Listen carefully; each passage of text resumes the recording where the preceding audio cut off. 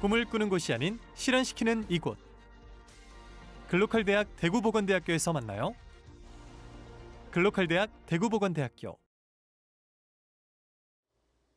시청자 여러분 안녕하십니까?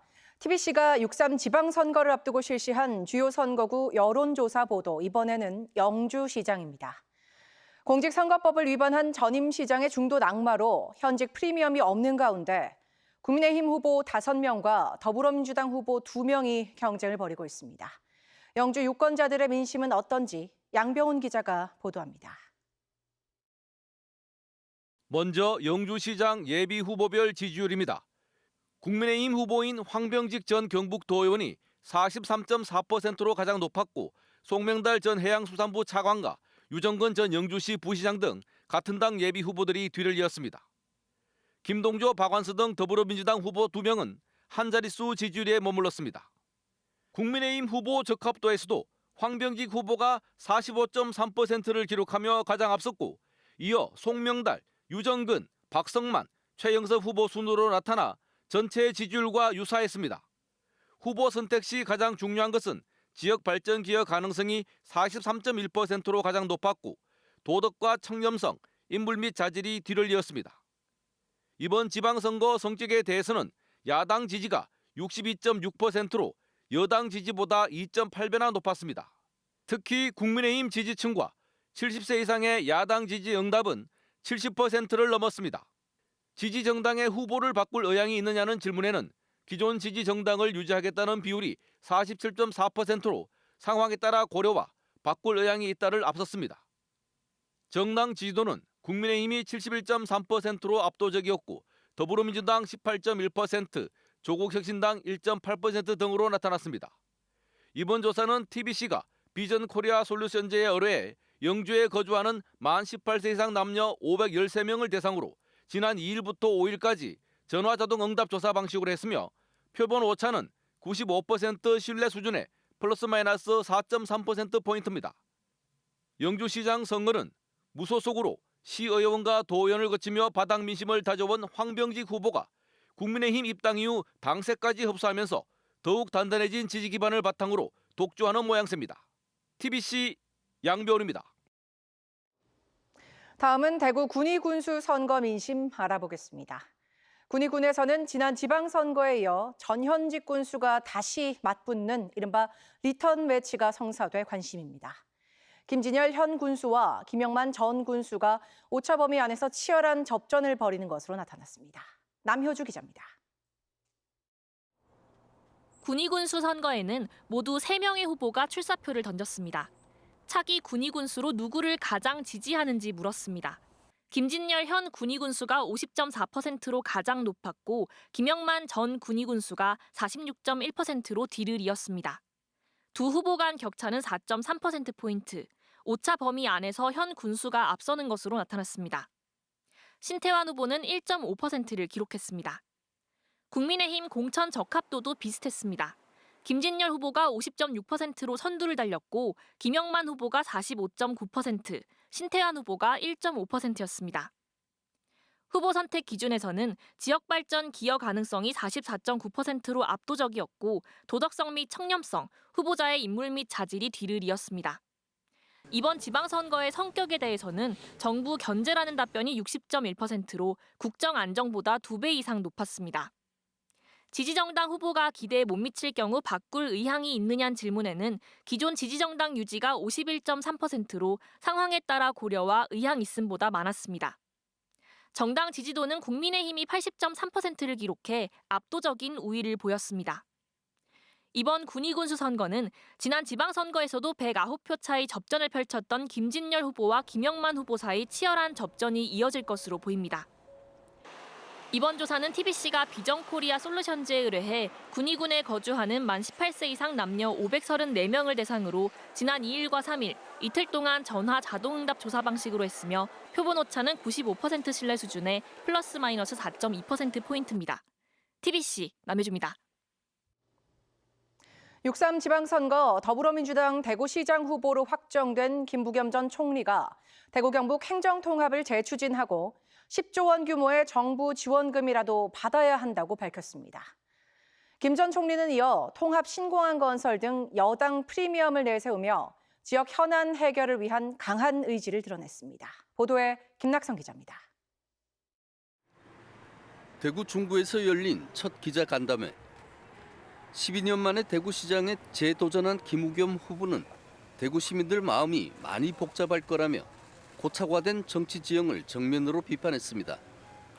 그러면서 국민의힘을 안 찍는 게 배신일까 봐 고민하는 분들이 있겠지만 지금 청년들이 대구를 떠나고 있지 않나. 부모 세대가 그런 고민을 해야 하는 상황 자체가 문제라고 주장했습니다. 무산된 대구 경북 행정통합에 대해선 재추진 의사를 밝히며 수조 원에 달하는 정부 지원금을 우선 확보해야 한다고 강조했습니다. 통합 신공항 사업 역시 정부 재원을 활용해 부진 매입부터 속도를 내야 한다고 밝혔습니다. 김 후보는 또 지난 2014년 대구시장 도전 때와 지금은 큰 차이가 있다고 말했습니다. 그때는 나라는 상품을 알려야 했지만 이번에는 쓸지 말지만 시민들이 선택하면 된다라며 어떤 전략보다 진심으로 호소한 것이 우선이라고 강조했습니다. 자신이 직접 정부와 대구 현안을 협의할 수 있다는 여당 프리미엄을 내세운 것으로 풀이됩니다. 이어 최근 홍준표 전 대구시장 지지와 박근혜 전 대통령 예방과 관련해선 보수 인사와도 관계의 선을 긋지 않겠다는 뜻을 분명히 하며 대구 미래에 도움이 되는 방향의 정치를 하겠다고 강조했습니다. 선거 캠프 구성도 속도를 내고 있습니다. 삼선의 권칠승 의원이 공동선대위원장으로 최홍호 전 행정부시장이 총괄정책본부장으로 선거 캠프에 합류했고 백수범 변호사가 대변인을 맡았습니다. 김 후보는 문희갑 전 대구시장을 비롯해 전직 시장과 종교계 지도자들을 잇따라 예방하며 지역 민심을 잡기 위한 광폭 행보를 이어갈 계획입니다.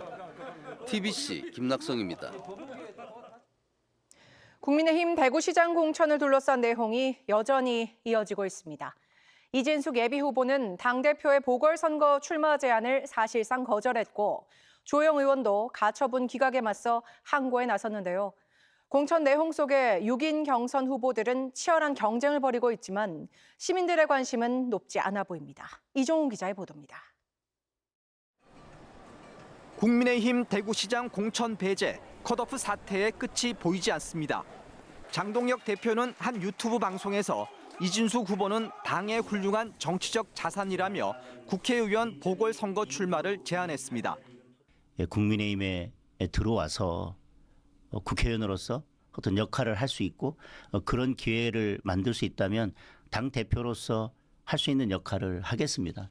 그러면서 어떤 식으로든 만날 뜻이 있다며 수습에 나섰습니다. 다시 말씀드리지만 찾아오셔도 좋고 시간을 말씀 주시면 제가 찾아가서라도 대화를 하겠습니다. 이에 대해 이진숙 후보는 8인 경선이 아니면 의미가 없다며 사실상 거절했습니다. 만나실 생각 있으신가요? 아니 그러니까 이제 8인 경선 복원하는 문제를 논의하실 의향이 있으면 기꺼이 제가 가겠습니다. 이게 아니면은 그러면 의미가 없죠. SNS에도 기차는 떠나고라며 보궐선거 출마와는 거리를 두는 모습이지만 출마 생각이 없느냐는 질문에는 즉답을 피했습니다. 주호영 의원도 컷오프 가처분 신청 기각 결정에 불복해 서울 남부지방법원에 즉시 항고장을 제출하고 8일 탈당과 무소속 출마 여부를 밝힐 예정입니다. 공천 내용 속에 경선 후보 6명은 당협 방문과 간담회를 통해 책임당원 지지를 얻기 위해 물밑에서 치열한 경쟁을 벌이고 있습니다.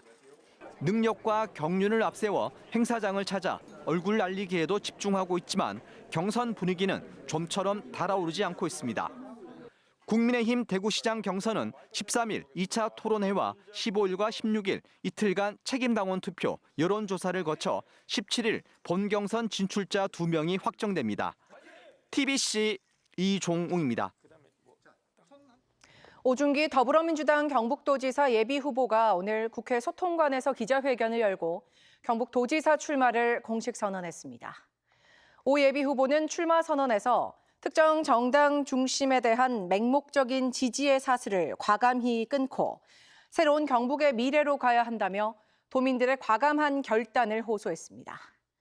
또 이번 선거를 7전 8기의 의지로 경북의 새 역사를 쓰는 시작점으로 삼겠다고 강조하며 김부겸 대구시장 후보와 원팀이 돼 대구 경북 행정통합의 불씨를 되살리겠다고 밝혔습니다.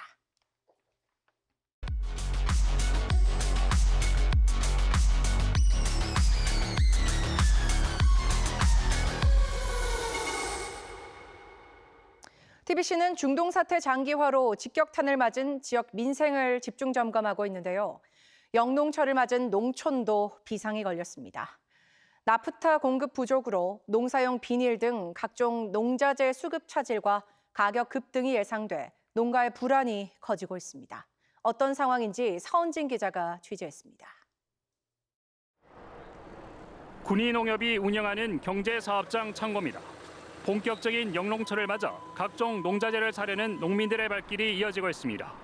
비료의 경우 올해 초 이미 가격이 인상됐는데 최근 중동 전쟁 여파로 추가 인상이 있지 않을까 우려의 목소리가 커지고 있습니다. 비료값도 많이 비싸졌거든요. 한 50% 정도 내려놨으면 좋겠습니다. 또 뭐 경영비 부담도 많고 인건비도 비싸거든요. 그렇다고 뭐 그 가격에 비해 또 농산물 가격이 오르는 것도 아니고. 일부 농민들 사이에 전쟁 장기화에 대비해 비료를 미리 사두려는 사재기 움직임까지 나타나자 판매 수량 조절에 나섰습니다.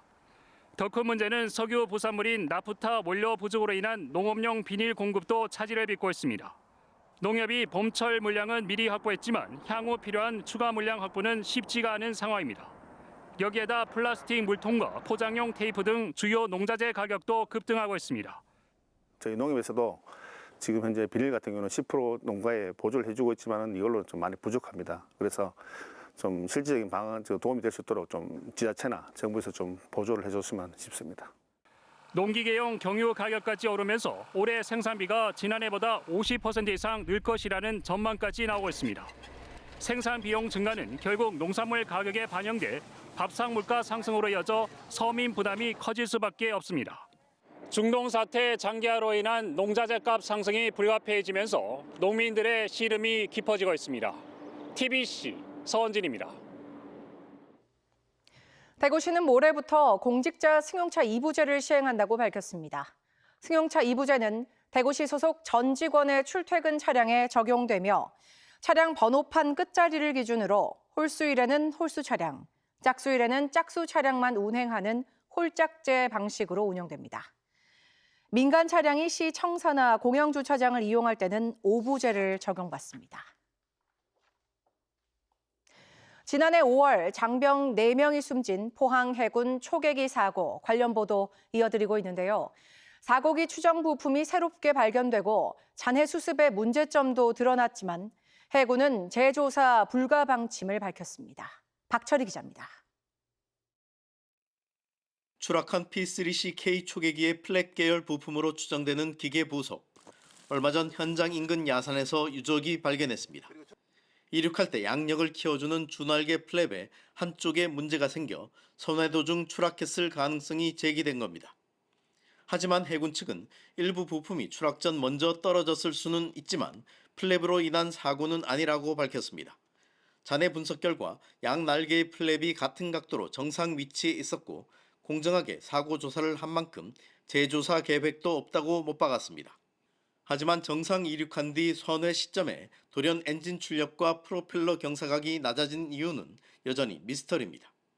해군은 모든 기계 계통이 추락 전까지 작동했다며 조종 문제 가능성을 시사했지만 비행 시간이 최대 2,000시간을 넘는 베테랑 장병들이 기본 비행에 왜 실패했는지 의문이 따를 수밖에 없습니다. 사고 조사에 필요한 잔해가 제대로 수습됐는지도 불투명합니다. 해군은 작년 9월 초까지 5차례 수색을 진행했고 반경 150m 이내는 정밀 수색했다고 했지만 이번에 플랫 계열 추정 부품이 나온 곳도 130m 지점입니다. 고구마가 뭐 형편없더라고요.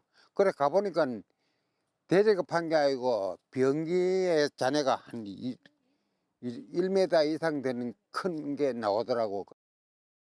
일부 유족은 자신들이 잔해 수습을 이어가자 해군 측이 수색 종료 방침을 받고 추가 수색한 걸로 보고 있는데 지난해 7월부터 11월 사이 유족들이 수습한 걸 보면 대형 잔해도 꽤 있습니다. 모든 부속들을 가져다가 생체 지도를 만든다 그랬어요. 창고에 다 놓고 그래서 사고 원인을 조사한다 하셨는데 와서 본 현장은 안 그랬고 지금도 잔해가 쉽게 눈에 띄는데 해군은 최근 수색을 재개했습니다. 요거는 주는 지가 얼마 안 됐어요. 그거 많이 있다고 봐야 돼. 어제 아래도 원사님이 거기서 큰 거 2개 하고 작은 거 하나 주워오더라고요. 해군의 민관군 합동조사가 사실상 셀프 조사였다는 비판도 제기됩니다. 전체 24명의 조사위원 가운데 해군 15명을 비롯해 군 관계자가 20명, 해경이 2명입니다. 반면 지난 2월 발생한 육군 코브라 헬기 추락사고 조사위원회는 군인뿐 아니라 교수 출신 위원장 등 다수의 민간 전문가의 산림청 공무원까지 40여 명으로 구성됐습니다. 따라서 초계기 사고 조사가 제대로 이뤄졌는지 민간이 폭넓게 참여하는 재검증이 필요하다는 목소리가 나옵니다. TBC 박철입니다. 오늘 오후 4시 10분쯤 대구시 팔달동 경부고속도로 북대구 RC 방향 금호 분기점 부근에서 고속버스가 가드레일을 들이받은 뒤 경사면 아래로 떨어졌습니다. 이 사고로 운전자와 승객 8명이 다쳐 이 가운데 6명이 병원으로 옮겨졌습니다. 사고 당시 영상을 보면 1톤 트럭이 미끄러지면서 트레일러 옆면을 들이받았고 이후 진입로를 빠져나오던 버스를 다시 들이받으면서 버스가 경사면으로 추락한 것으로 파악됐습니다. 화재로 근로자 3명이 숨진 영덕 풍력발전소에 대해 경찰이 압수수색에 나섰습니다.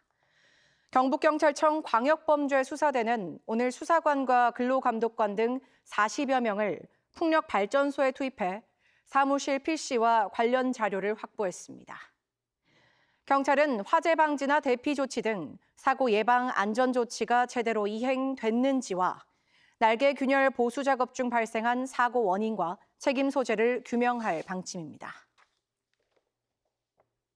국가인공지능전략위원회가 오늘 대구 수성 알파시티에서 간담회를 열고 인공지능 전환, 이른바 AX 연구개발 허브 조성 추진 상황을 점검했습니다. 임문영 인공지능전략위원회 부위원장은 인공지능을 통한 지역주도 성장의 중요성을 강조하며 데이터 기반의 협력과 특화산업 육성에 대한 지원 의지를 밝혔습니다. 지역 기업과의 간담회에서 참석자들은 고난이도 데이터 확보와 인공지능 전환 기술 도입을 뒷받침할 수 있는 지원 방안을 놓고 다양한 의견을 나눴습니다. 대구와 경북 일부 지역에서 올해 첫 우박이 떨어졌습니다. 대구 기상청에 따르면 오늘 오후 1시 50분쯤 대구 동구와 수성구, 경산, 영천 등지에서 바둑알 크기의 우박이 2, 3분가량 쏟아져 시민들이 잠시 대피하기도 했습니다. 현재까지 피해 신고는 없는 것으로 파악됐습니다.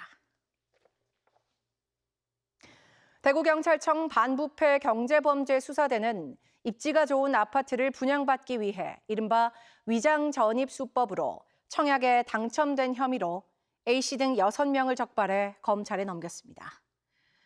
이들은 지난 2024년 대구 남구 지역 한 아파트 분양 과정에서 무주택 세대 구성원 자격을 갖추기 위해 실제로 살지 않는 주소지로 주민등록만 옮겨 청약받은 혐의를 받고 있습니다. 이 가운데 일부는 노부모 부양 특별공급 청약을 노리고 실제로 부양하지 않는 부모를 본인 주소지로 위장 전입한 것으로 드러났습니다.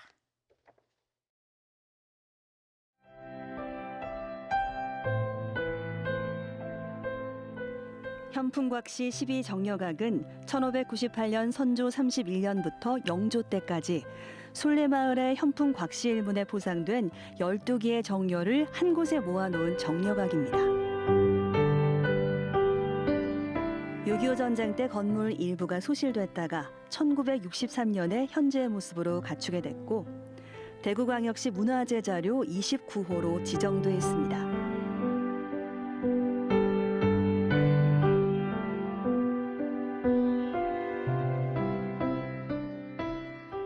정려각 내부에는 10개의 현판과 2개의 비석이 있으며 일문과 오문, 육문 앞쪽에는 일문 3강, 사효 자려, 양효 자려의 현판이 있습니다.